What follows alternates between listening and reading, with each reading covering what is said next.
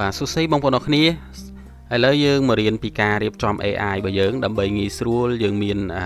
លក្ខណៈជា list ហើយយើងចុចមក click ទៅដល់បាទអញ្ចឹងដូចជាខ្ញុំបានរៀបចំបែបនេះបាទអញ្ចឹងនៅពេលដែលខ្ញុំធ្វើការចុចមក click ទៅគឺដល់ account Gemini Pro របស់ខ្ញុំតែម្ដងអញ្ចឹងយើងងាយស្រួលយើងអត់ចាំបាច់ចូលទៅចុចញ៉ៃច្រើនទេ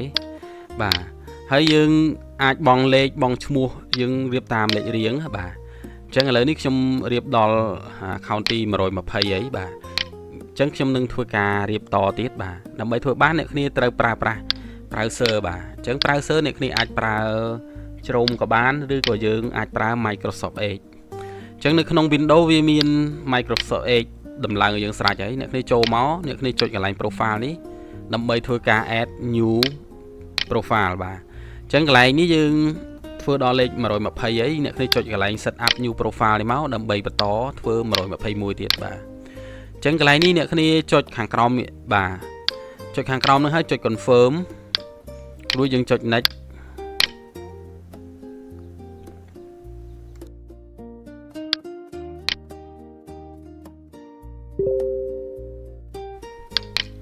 បាទអញ្ចឹងបើសិនបើអ្នកគ្នាអត់ចង់ឲ្យវាចេញផ្ទាំងព័ត៌មានអីញ៉ៃៗទេអ្នកគ្នាចុចកន្លែងរូប setting នេះមកបន្តមកអ្នកគ្នាធ្វើការដោះ click កន្លែង show link នេះមួយបាទរួច show content នេះមួយទៀតបាទអញ្ចឹងយើងសល់តាផ្ទាំងប៉ុណ្ណេះអ្នកគ្នាចុចកន្លែងសញ្ញាបូកនេះមកដើម្បី add shortcut បាទអញ្ចឹងកន្លែងនេះយើងដាក់ Gmail បាទអញ្ចឹងខាងក្រោមកន្លែង URL យើងដាក់ gmail.com មកបាទអញ្ចឹងនៅពេលនេះគឺយើងអាចប្រើGmail បានដើម្បីធ្វើការសាញចូលទៅក្នុង account Gemini Pro របស់យើងបាទអ្នកគ្នាធ្វើការវាយ account Gmail របស់យើងចូលមក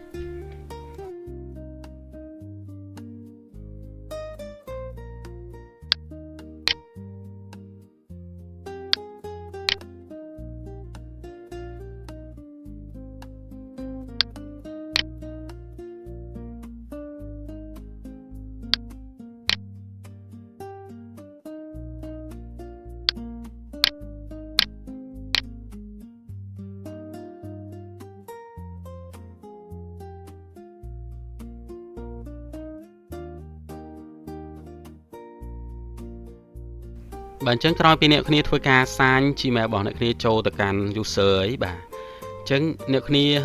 ត្រូវ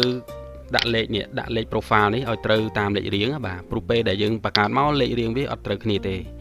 ឡូវយើងអូសមកយើងឃើញថាយើងធ្វើដល់120អីអញ្ចឹងអ្នកគ្នាគ្រាន់តែចុចកន្លែងរូប setting នេះមករួចអ្នកគ្នាចុចកន្លែងរូបប៊ិចនេះរួចអ្នកគ្នាអាចធ្វើការកែ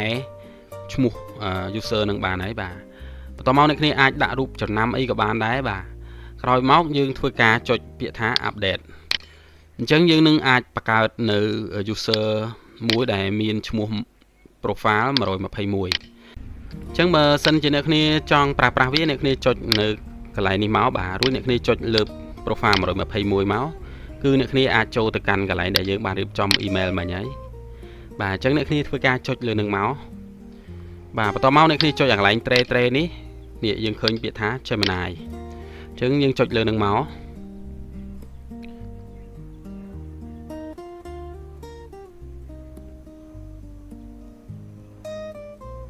អូខេអញ្ចឹងដើម្បីងាយស្រួលយើង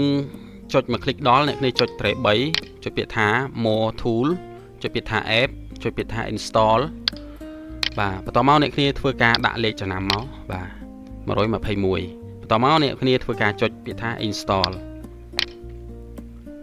បន្តមកទៀតអ្នកគ្នាធ្វើការដោះ click ពីនេះចោលរួចយើង click យ៉ាងកន្លែង create desktop shortcut នេះបាទរួចហើយយើងអាចបិទកម្មវិធីយើងចេញបានហើយ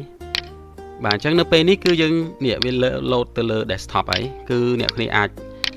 គ្រាន់តែចុចមក click ទៅគឺដល់កម្មវិធីរបស់យើងតែម្ដងបាទយើងធ្វើបែបនេះគឺងាយស្រួលសម្រាប់អ្នកដែលគាត់ប្រើ Gemini ច្រើន account ខ្ទង់100អីគឺយើងត្រូវតែរៀបចំជា list បែបនេះដើម្បីកុំឲ្យយើងច្រឡំគ្នាបាទ